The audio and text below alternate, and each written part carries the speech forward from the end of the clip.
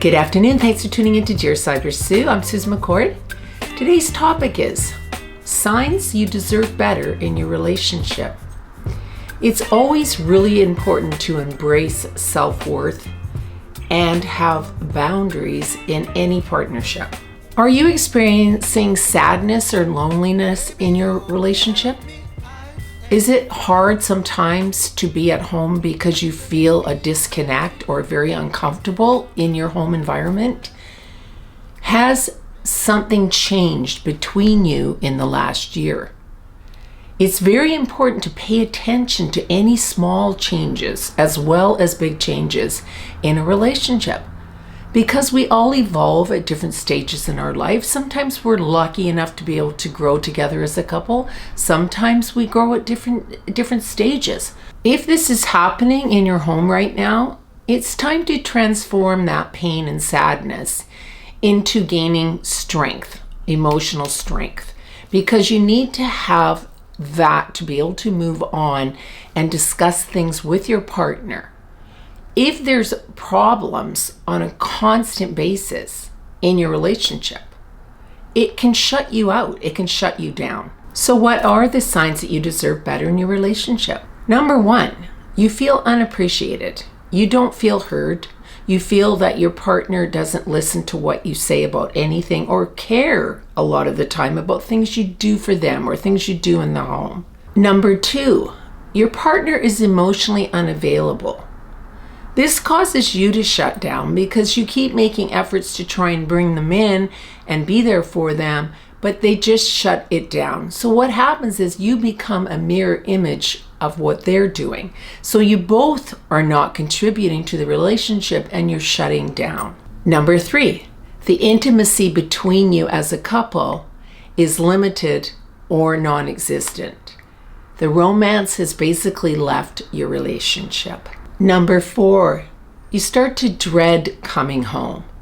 You feel deflated in the presence of your partner. You don't feel they see you. You don't feel they hear you. Number five, your communication is very, very absent. You basically talk about the necessities of what goes on in the home. If there's children involved, you talk about what's happening for their day, and that's the extent of anything that you discuss. You seldom feel loved or respected in your partnership. Number seven, you feel like you have to walk on eggshells when it comes to anything. Your partner's really sensitive or they get angry quickly. All these sort of things can just shut down a relationship. If you're not communicating, you're not being intimate or romantic with each other, it becomes a very tough place to be. And so you do tend to walk on eggshells because you don't want to start anything because you don't want to have to repeat the same stuff over and over again. Number eight, you feel very lonely in your relationship. It's also causing you not to want to go out and socialize because you don't feel good about yourself. You feel like your relationship is draining all of your personality because it's so hard to come home and feel lonely within your partnership. This is a big sign that there's problems, and this needs to be addressed quickly before it gets to the point where you decide, I'm not coming home anymore.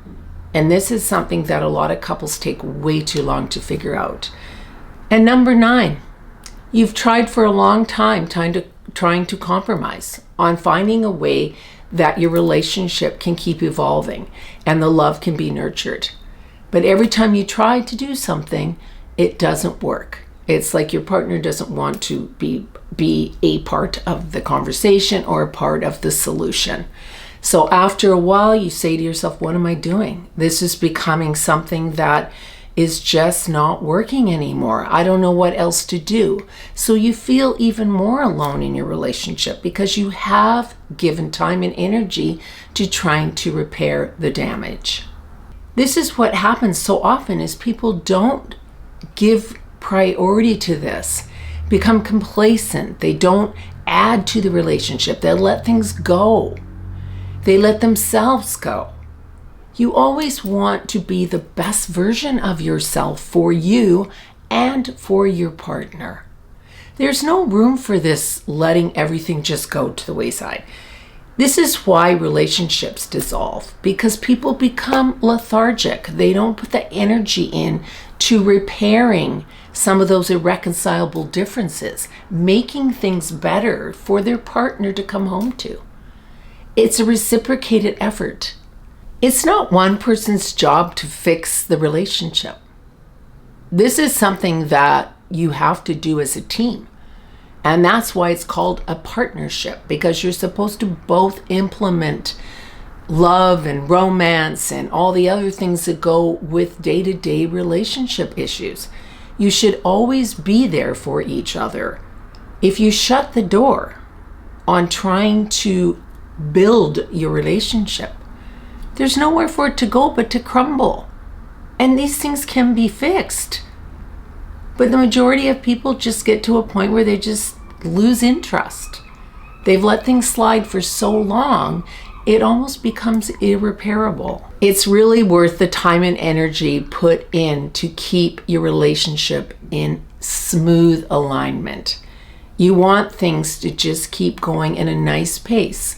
You're going to have blips along the way, but as long as you can sit down and talk about them, come to terms with a way to fix things before they escalate, you will always have a nice, healthy relationship. Don't be the last to know that your relationship is in trouble.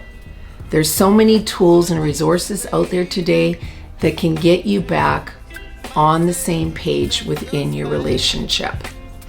Just be there for one another and always nurture the love between you. You fell in love for a reason. Don't lose sight of that. Thank you so much for tuning in to Dear Sybersue. Please subscribe, please click like, and leave any comments you have under the video. I always love hearing from you. Thank you so much. Bye-bye.